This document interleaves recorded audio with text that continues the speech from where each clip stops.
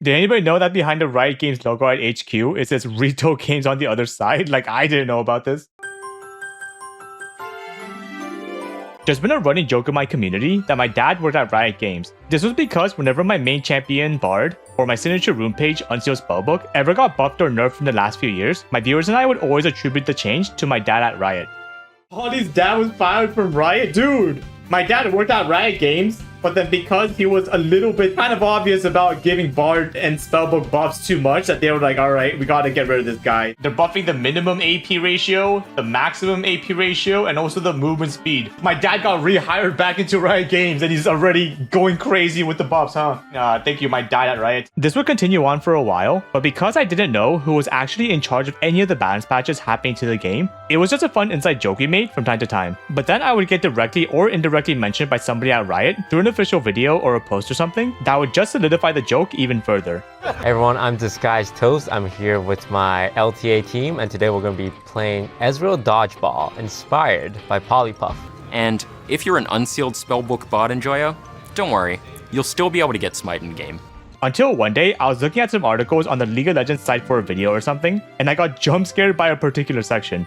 On the official Riot article talking about the newly added Swiftplay mode, if you scroll down a bit, you'll see an example image where Bard is selected, and if you check the name of the rune page, you'll see the words Polybard written down. When I checked the name of the writer who posted it, I saw that it was by somebody named Laserface. From then on, whenever we joked about my dad working at Riot, we would just say that it was because of Laserface. But then I had a random idea. What if I visited him at Riot HQ and gave him some kind of small Bard related gift for always risking his job to buff our favorite bowling ball face of a champion?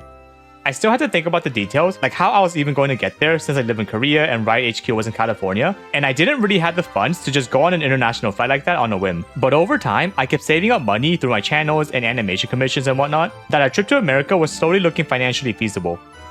I sat down and decided to just go for it. I set myself a hard limit of July 2026 and began planning.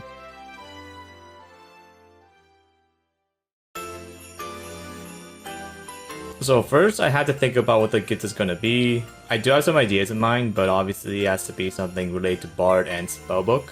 My first plan was to make a Bard plushie holding an Unsealed Spellbook. So I looked up guides on how to crochet and bought all the necessary materials to begin working. And oh my god, dude, I did not realize how difficult it was to actually crochet something. Like, okay, let me vent here real quick so that if you want to learn how to crochet yourself, you don't make the same mistakes I did, because I obviously didn't research enough before starting. I found this one tutorial of how to crochet a whale, and I was like, oh, this is probably a good place to start and practice on before I started making my own plushie. Up here it said to get 2mm chenille yarn. And I didn't know at the time that 2mm from one brand sometimes doesn't mean 2mm on another brand. So imagine my surprise when I bought some yarn from a random Korean vendor, since I couldn't find the one listed in the tutorial for my country, and it was like 3 times thinner than what I expected. Like, does 2mm not mean 2mm everywhere? Like, what? I did eventually get the correct type of yarn, but I also made the mistake of getting yarn that was too dark colored. I definitely remember reading a tip that for beginners, you should choose a lighter color yarn so that you can like see where to stitch better or something. But me, being the smartest man on the planet, decided that nah, I was built different and I don't have to listen to that tip. So imagine my surprise when I started crocheting and I indeed could not physically see where in the world I was supposed to crochet the yarn into because I couldn't see it. Like, oh my god, why didn't I listen? I felt like that dude in Whiplash where he's getting slapped, except instead of rushing or dragging, it was like, am I crocheting too tight or too loose? Like, I don't know what I'm doing. So it's been like 6 months, and I have realized that maybe learning how to crochet with the limited time I had wasn't that realistic in hindsight. I still had to work on like videos and life stuff, so I didn't actually have that much time to learn. And by then, I decided I wanted to take a 2-month hiatus through all of June and July, so I made 3 months worth of uploads in May so that I could just focus on my America trip and other projects until the start of August. I was running out of time until my flight pretty fast, so I decided to go for plan B, which was making a bar with Spellbook acrylic keychain. I already knew how to make one beforehand, so it was more of a backup solution. But yeah, I definitely felt bad that I wasn't able to finish the plushie in time. But after I drew the keychain design, I received the order and my gift for my dad at Riot was complete.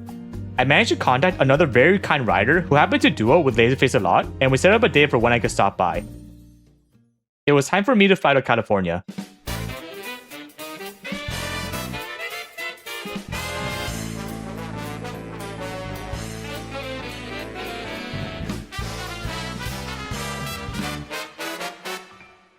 This was my first time in America in 12 years, so I was honestly really excited to just relax for a bit, especially after all the work I grinded through in the previous months.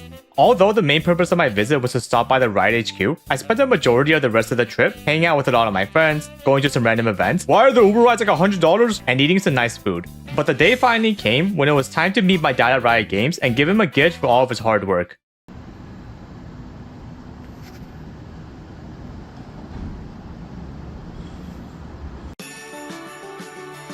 I was lucky enough to get a tour of the Riot campus, and since I wasn't sure if I'd ever have the funds to come back, I made sure to record literally everything, and it was honestly really cool to walk around.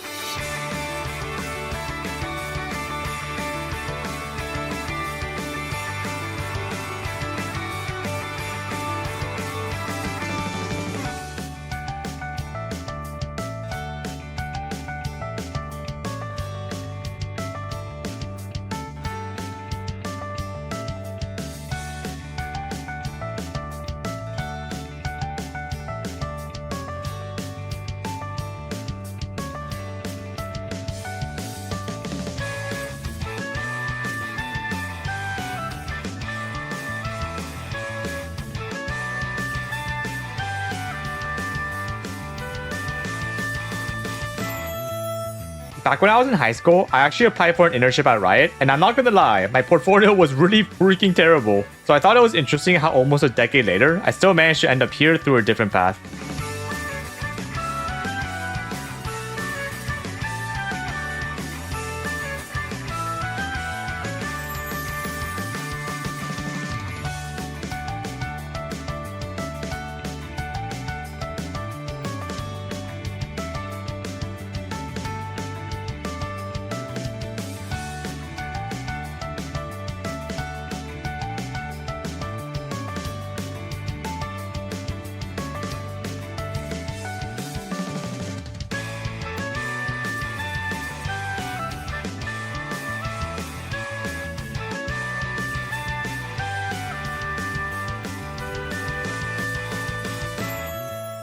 Okay, I'm just going to talk about all the things I saw on the tour. So there's going to be a lot of random cuts and jumps from here on. One of the first things I saw when I walked into the main building was this long wall of keycaps called the keyboard wall. And it was really cool because I could like draw something on the keycaps I was given, then add to the wall, and take home these cool Riot keycaps that I replaced them with. I had to play Where's Waldo for a minute because I lost track of where I put mine a second ago. This wall was huge. And after the keyboard wall was the iconic Annie and Tibber statue that I see multiple times online throughout the years. While I was appreciating it from all sides, I was then told verbatim that Tibbers had a dumpy, and after making sure if that statement was true or not myself, I can confirm that Tibbers indeed had a dumpy. This is probably my favorite wall in this section, and it's the RP art wall. Whenever a player needs just a little bit more RP to buy their favorite skin or champion or whatever, they can message Riot support with a drawing, and if there are any drawings that the writers like, they post them up on this wall. Behind the Tibber statue was Vladimir on the ground. Like, what are you doing down there, bro?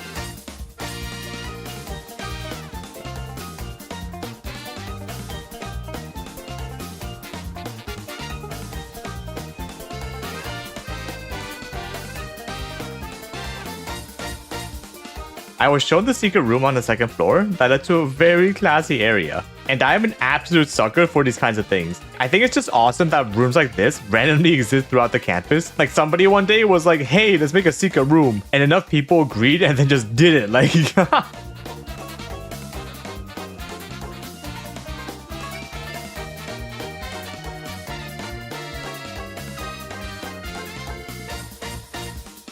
we then went to the part of the campus that would scare most gamers in the world. The outside. These tall bush things reminded me of the bushes in League. I'm assuming that's what they're there for, but I'm not entirely sure. I don't remember if I asked or not, but I do remember being told that this large open area was originally supposed to look like the Summoner's Rift map when seen from above. And yeah, I can definitely see it. I was really glad at many points in this tour that I sold my soul to all the Riot games many years ago. Like, because I play League, Valorant, and TFT pretty often, I could appreciate basically everything I saw, which I probably wouldn't have been able to do if I only one-trick one game. We eventually arrived at the Riot cafeteria, and I've heard many stories about this place. The pizza was so good though, like, oh my god. I saw the Summoners of Distinction wall in the cafeteria as well, which basically had a list of positive players in the community from like 2019, I want to say, I'm not sure. But look at this loser alone in the X section. Alan, if you're watching this, I swear I didn't say anything.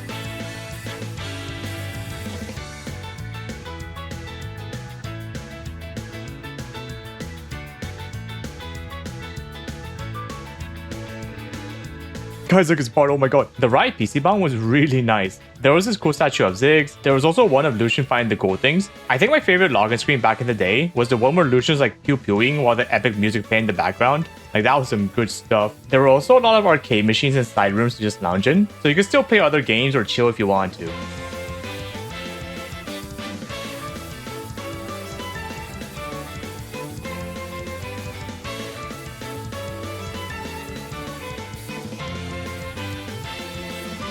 I remember during the tour, I had like one really big fear that I would record everything, fly back home, check the footage, and realize that every single video I took was like blurry or too shaky to use or something. I actually thought about it for a second, like, what would I do if I couldn't use like 90% of my footage? But I think the quality came out pretty good, right? I probably should have bought a selfie stick or something so that the camera's a bit more stabilized, but I unfortunately ate too many $30 Chipotles during my trip, so I didn't have any money left for anything else. We walked past this big panel with a bunch of signatures on it, and it was apparently all the people that originally worked in the company back when Riot Games was founded.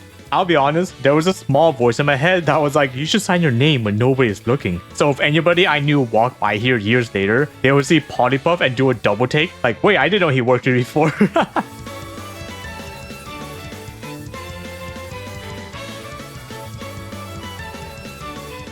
Yo, I found the snack room. Okay, I don't know why, but for some reason, out of any other part of the campus, this was actually the room I've heard the most about prior to me coming here. I swear a lot of rioters I know just like casually mentioned it at some point. It was never anything big. It was usually just a passing comment like, oh yeah, I yoink a bag of chips sometimes, or I just ate at the snack room. But I just thought it was really funny because there's an entire LCS arena on the other side of the road.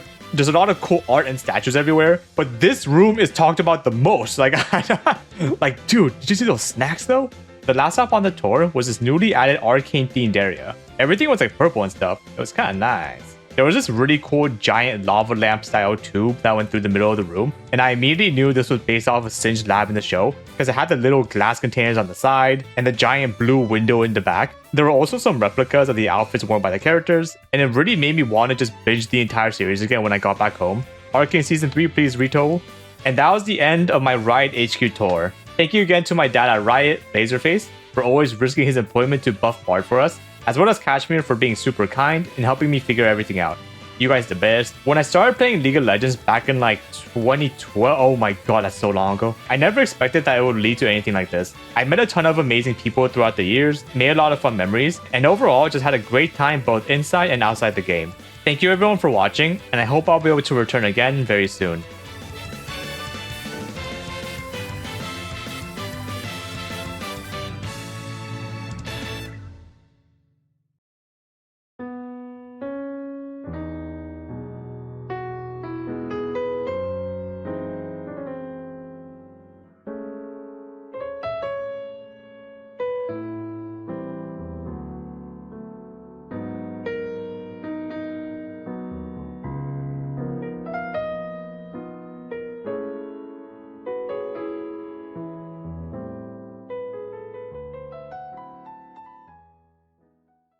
Why are the Uber rides like $100?